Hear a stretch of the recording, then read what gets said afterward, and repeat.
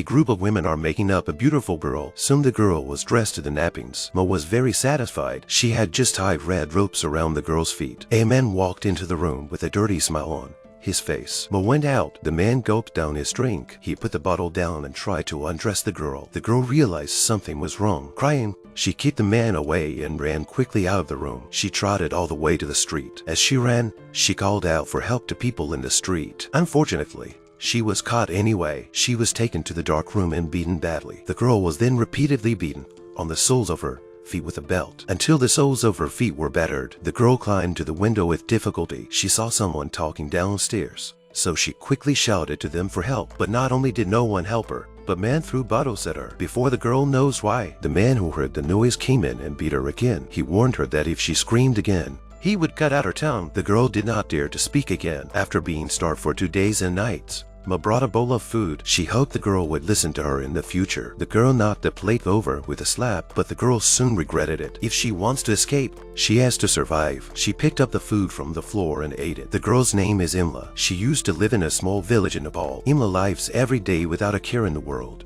running free like the wind in the village. But she's got a dad who can't be trusted. He sleeps every day. Imla's mother even washes his feet, and he always gets drunk in the middle of the night. Imla's mother hopes that Imla will study hard and leave in the future. Imla's biggest wish now is for her thatched house to stop leaking. A woman spotted the beautiful Imla at a village party event. Lazy Dad quickly approached. He heard Imla say that he could make a lot of money outside the village and sold Imla to a woman the same day. Imla's mother asked him to return the money. He said Imla would have a better life in a big city. The next day, Imla's mother dresses her up and hopes she can work well in the big city. Imla also hopes to earn money soon and come back to fix the roof. Imla walks out of the village with a woman. They took a tram, a bus, and crossed the border into India. After a few days by train, they arrived at Joy House. The woman hands the Imla to Ma. She gives Imla some food and puts a ring on her finger. Imla was then locked in a cabin. She thought she was helping with the cleaning, but after cleaning the room, no one came to open the door for her. Tired all the way, she lay down in bed and fell asleep. When she woke up again, 2 girls about the same age took her to the kitchen. Imla now has a full meal. Then Ma began to groom her. Imla feels wrong and wants to run away, but they not only caught her,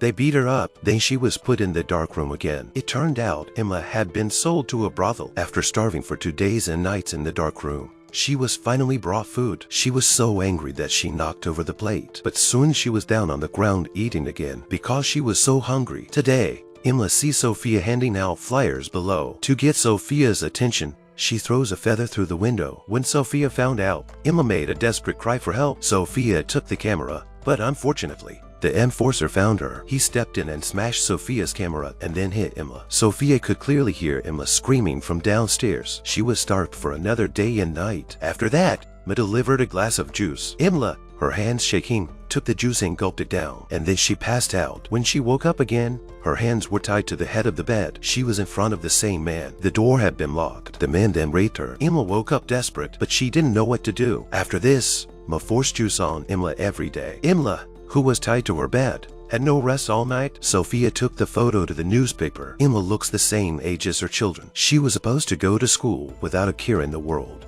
and now she has to suffer like this. She wanted the newspaper to write about it, but they told her she had better delete the photos. Imla showers whenever she can, but she can't get the smell off her, can she? In order to get Imla to do her job well, Ma coaxes her. Imla can leave as soon as she earns enough money for what they paid for her. Then Monica took her to the other bed. As soon as she draws the curtain on the bed, she can work. Imla has been raped by a different man every day since. Today, Imla climbed to the top of the building and spread her arms. She wants to fly straight down like a bird, but Monica found out just in time to stop her. Imla is also beginning to accept life here. She used a book to write down her daily work. If she keeps working at her current rate, she'll be home in 57 days. Monica tells her that Ma won't give her any money and won't let her go. If Imla dared to think about going home again, she would have been buried alive. A few days later, she actually saw a girl buried alive. Imla was terrified. She'll have to find another way to leave. Imla tore her clothes and scarves into strips and tucked them under her pillow. Having never eaten spicy food, she started chewing chili peppers every day. Every day she would stand by the window and watch, thinking,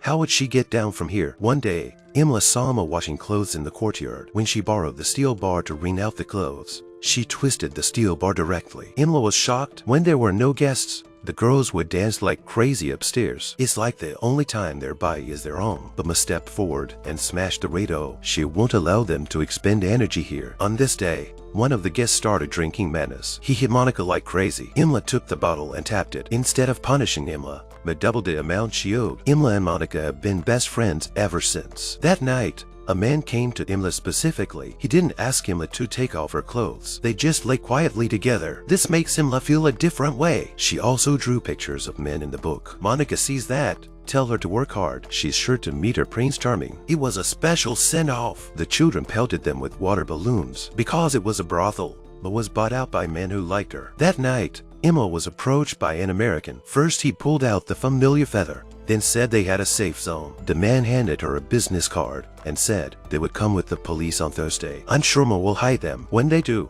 they need to make as much noise as possible. A few days later, Monica came back from foreclosure with a broken heart. It turned out that her boyfriend's parents had thrown her out of the village when they found out she had been a prostitute. Monica's boyfriend couldn't stand the ridicule and left her. With nowhere else to go, she came back here. But what was even more unfortunate was that she was diagnosed with AIDS. After hearing about Monica's situation, people started to donate money for her spontaneously. Even the usually fierce cook gave all his savings to Monica. Afterwards, Monica presents Imla with a bunch of balloons. She told Imla to take care of herself. She was then thrown out of the brothel. On this day, they went out for a physical examination. Imla has been watching the roadside signs. She had to prepare for her escape, but found the card anyway. She asked them, "Whose is it anyway?" Monica offered to take the fall for Imla. Ma was about to give her a good lecture when the police came to the door. They're going to raid the place. Ma hurried them into the secret passage. She threatened them with a knife and told them not to make a sound. The police searched but found nothing. This evening is a festival. The street was very busy. Ma is watching TV. This is a good chance to escape. Imla escaped down the window. She met the man who came to arrest her and spit pepper spray all over his face. Imla quickly ran into the crowd and hid inside the idol. The man rampaged through the crowd. Then he was beaten up. Imla ran all the way out. She finally made it to the safe zone. This place is full of rescued children. The next day, police raided the brothel again. Not only were they able to free all the girls, but they also managed to capture Ma and dig up the body,